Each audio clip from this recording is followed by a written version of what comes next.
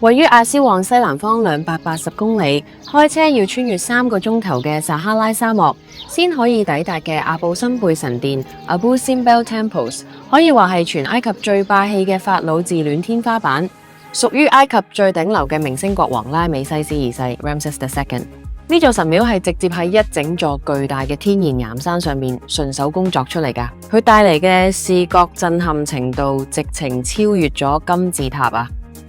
呢一座宏偉嘅阿布辛貝神殿，大約建於公元前1264年，亦即係古埃及新王國第19王朝，用咗20年先至搞掂。呢座神廟之所以叫做阿布辛貝，背後其實係一個偶然嘅歷史笑話。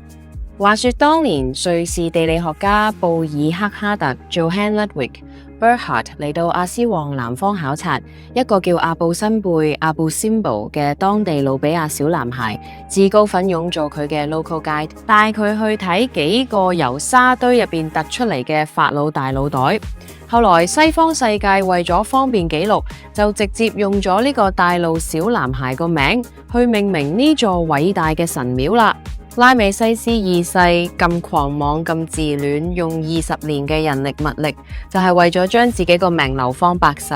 點知3000年後，世人記得嘅居然唔係佢一長串嘅法老封號，而係一個帶路嘅努比亞小男孩。拉美西斯二世呢，真係會激到直接喺棺材裏邊彈翻起身。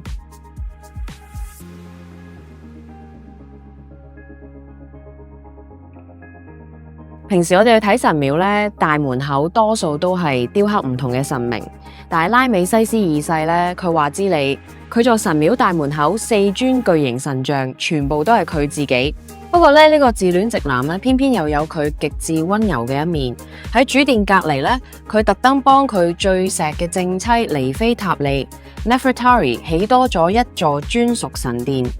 大家要知道喺古埃及幾千年歷史入面，皇后嘅雕像永遠只能夠縮喺法老嘅腳邊，當個小掛件，高都高唔過膝頭哥。但偏偏喺呢座皇后神殿大門口，尼菲塔利嘅雕像居然同拉美西斯二世一樣大。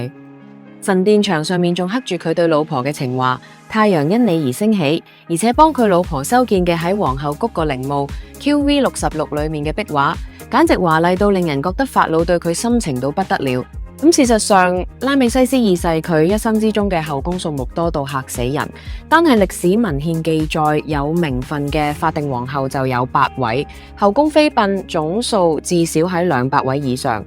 而且喺佢66年嘅法老皇位期間，佢總共生咗超過100個仔女。你話啦，呢種深情人切，水分係咪真係高咗少少先？佢嘅後宮基本上就係一個小型聯合國，入邊除咗有埃及本土貴族嘅女兒之外，仲有大把嚟自周邊國家，好似巴比倫、敘利亞等地送過嚟政治聯姻嘅外國公主。佢返到屋企，連自己啲仔女都未必認得晒啊！最離譜嘅係拉美西斯二世仲迎娶咗自己嘅3個親生女，有歷史記錄嘅係3位，冇歷史記錄嘅仲有幾多就唔知啦。其中2位仲要係佢同最愛嘅正妻尼菲塔利所生嘅親生骨肉。喺古埃及皇室，法老作為神在人間嘅代表，為咗要凸顯自己同凡人唔同，呢種親上加親係為咗維持神聖嘅 royal blood。一入到神殿大門，見到嘅係一個由8根通天石柱撐起嘅巨大密室。呢8根柱嘅雕像表面上係雕刻成冥王奧西里斯，但係佢哋個樣全部都係拉美西斯二世自己。而喺左右兩邊牆壁描繪嘅都係法老單挑全場與異族嘅決戰，重金幫自己打造嘅大型個人英雄主義軍事紀錄片。左邊牆刻畫嘅係手撕黑非洲，右邊牆刻嘅係最出名嘅一場大戰卡達石戰役 Battle of Kadesh。歷史真相係呢場戰役其實差啲全軍覆沒，最後雙方打平，簽訂咗人類歷史上第一份和平條約。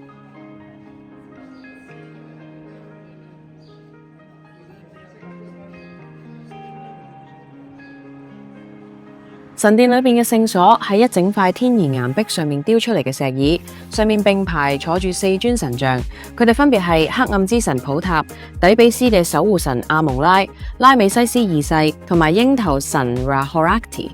3000年前嘅建築師，佢哋精準計算好神殿嘅方向，每年只有2日，大約係2月22法老登基日同埋10月22法老生日。清晨嘅第一縷陽光會垂直精準咁穿過60幾公尺深嘅長廊，直射入聖所。陽光會依序照亮阿蒙拉、拉美西斯二世同埋太陽神 Ra-Horakhti。最神奇嘅玄機喺無論太陽幾咁猛烈，角度點樣變，陽光絕對唔會照到最左邊嘅黑暗之神普塔，因為佢本來就應該留喺黑暗嘅。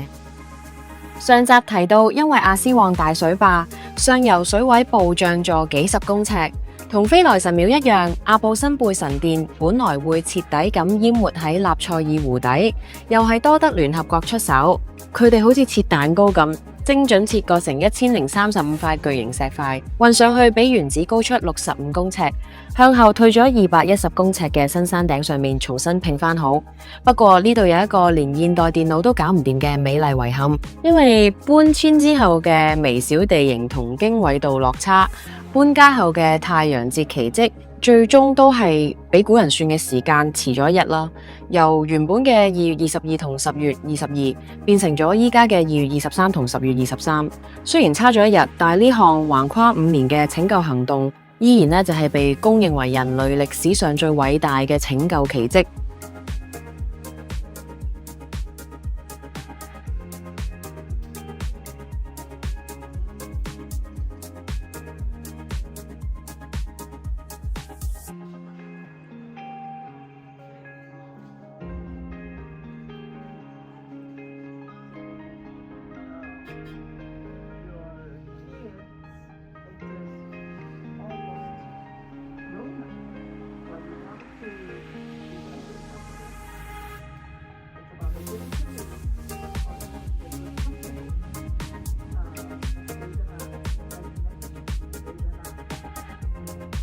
下晝我哋決定去行一下亞斯旺大市集，因為隔籬就係火車站，我哋順道行入去參觀下，睇下埃及嘅火車站到底係咩樣。聽某啲朋友話，亞斯旺火車站超級老舊，好似中國80年代嘅鄉鎮火車站咁樣。入到去發現其實還好喎，冇傳聞中講到咁落後啫。雖然呢度嘅火車同埋月台確實帶住一種好復古時光感。但係大家可能唔知，埃及嘅鐵路喺1850年代就開通咗，嗰時仲係清朝咸豐年間，佢係全非洲也係中東嘅第一條鐵路。喺埃及嘅市集買嘢，記住由3節開始斬價，如果老細話唔賣，你就即刻轉身走。當你行到第3步嘅時候，個老細就會好似生離死別咁對住你大喊 My friend, come back, OK。喺埃及行市集，嗰1-2蚊真係冇乜所謂。買嘢純粹係順便，我哋要嘅就係嗰份斬價嘅成功感。喺埃及呢10幾日嘅行程入面，沿路嘅檔口真係多到數唔晒，賣嘅嘢其實大同小異。不過如果你根本唔打算買，就千祈唔好同人講價，記住唔好手多。當班小販好熱情咁將件貨遞到你面前，甚至想塞落你隻手度嘅時候，只要你唔想買，就絕對唔好接。只要你一拎上手，想擺低就難啦。唔好問導遊呢件嘢值唔值得買，更加唔好叫導遊幫你講價。我哋係過嚟玩幾日嘅遊客，但係當地導遊就經常出入呢啲景點，喺呢度揾食。佢哋絕對唔會為咗幫你慳嗰幾蚊，去得罪當地班地頭蛇、小販或者商家。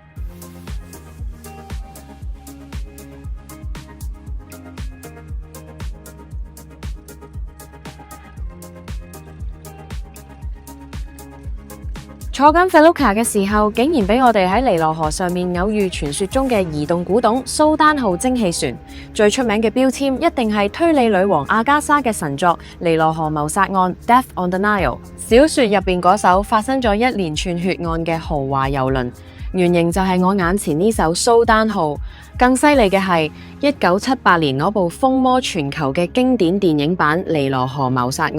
劇組當年真係上呢艘蘇丹號進行實景拍攝㗎。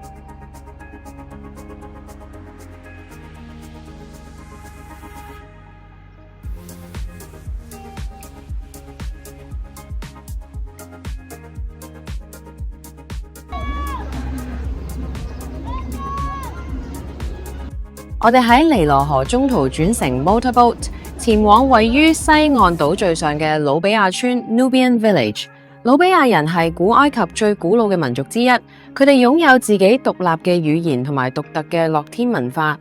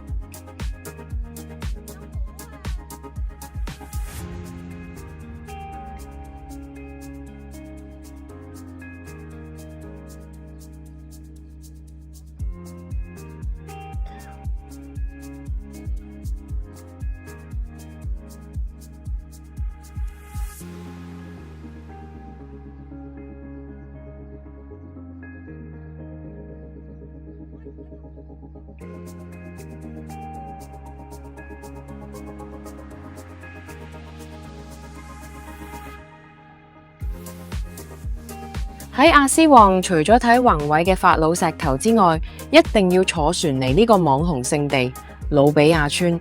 呢度嘅屋真係太特別啦，色彩鮮豔，影相打卡真係好睇到極致。大家可能唔知，努比亞人歷史上仲出過統治全埃及嘅黑人法老㗎。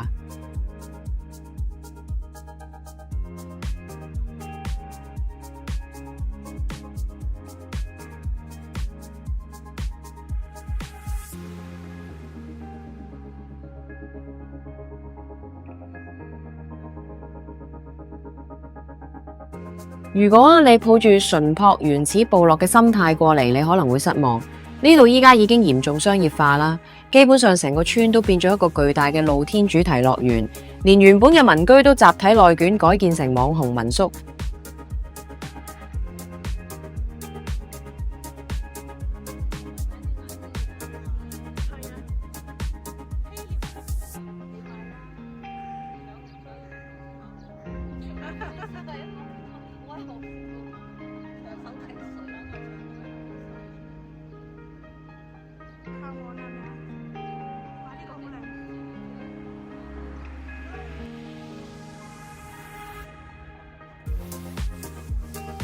以前嘅努比亞人住喺尼羅河畔，會捕捉鱷魚嚟代表征服自然，甚至當成鎮宅嘅神獸。茶檔老闆直情將啲鱷魚隨便放養。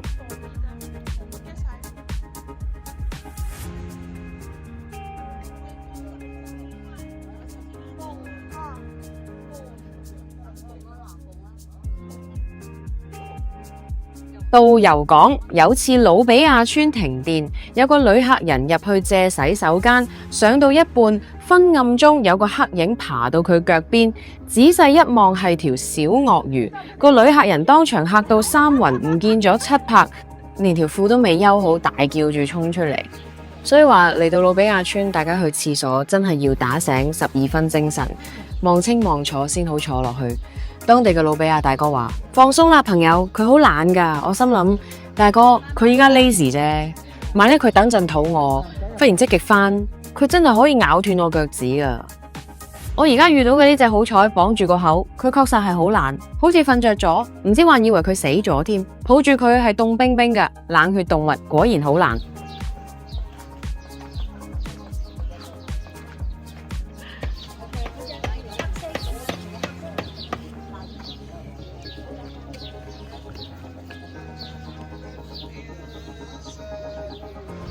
我哋再次返到尼羅河上，迎面呢間就係上次我哋嚟 High Tea 嘅歷史地標老瀑布酒店 Old Cataract Hotel。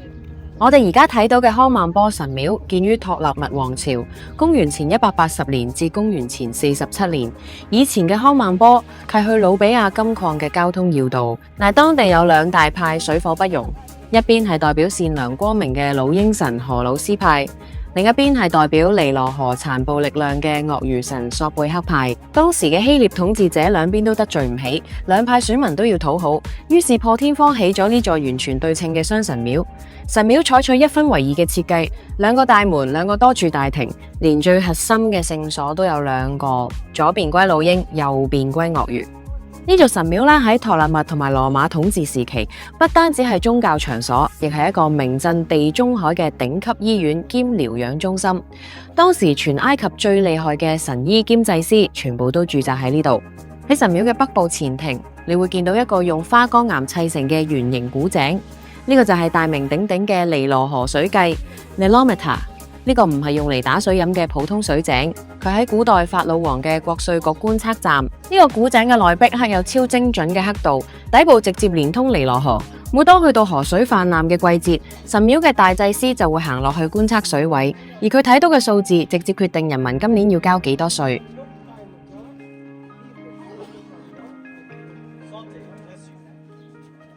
行入去多柱廳內部，你會發現有一處刻滿咗密密麻麻，好似 Excel 一樣嘅幾何格仔同埋小圖案。呢個亦都係必睇景點，因為佢係全埃及保存得最完整嘅古代宗教與農業日曆。呢啲格仔其實代表緊一年入邊唔同嘅月份同日子，上邊用象形文字詳細記錄咗尼羅河嘅泛濫季、播種季，仲有收割季嘅精準日期，甚至連大祭司嘅日程表都幫佢排埋。邊一日應該要拜邊一尊神明，邊一日要進貢啲乜嘢祭品，全部清清楚楚寫喺牆上面，充分展現咗古埃及人驚人嘅天文曆法同埋國家管理體系。神廟後方嘅醫學壁畫清楚雕刻咗整套外科手術工具，經歷史學家考證，裏面雕刻咗手術刀、骨鋸、探針、刮刀、牙鉗，用嚟縫合嘅針線，甚至連倒藥水嘅燒杯同埋計時用嘅水鐘都齊晒。壁畫仲描繪咗坐喺特製產椅上面生緊 BB 嘅孕婦。呢個壁畫證明咗喺公元前嘅古埃及，人類就已經識得利用重力分娩嘅產科知識，仲有高超嘅外科手術技巧。尼羅河水井同埋醫學壁畫，我今次就冇拍到影片，大家下次去 Komombo 嘅時候，記住唔好錯過呢兩處景點啊！呢座康曼波神廟就係一個集宗教信仰、醫療中心同埋國稅局於一體嘅超級國家機器，真係不得不佩服法老嘅精明，連拜神嘅地方都可以兼職收稅。埃及人認為咧，鱷魚係尼羅河肥沃泥土嘅化身，代表住繁衍同埋財富，於是將佢神化為鱷魚神索貝克。當時神廟內部有一個專門嘅聖池，大祭司會飼養巨型尼羅鱷，鱷魚仲會戴上黃金首飾㗎。每日飲食除咗肉，仲有酒飲。呢條大少爺自然死亡之後，國家仲會按照國葬規格製成精美嘅木乃伊，就係我哋依家喺度見到呢幾十條鱷魚木乃伊嘅由來啦。今集咧就同大家分享到呢度，我哋下一集見，拜拜。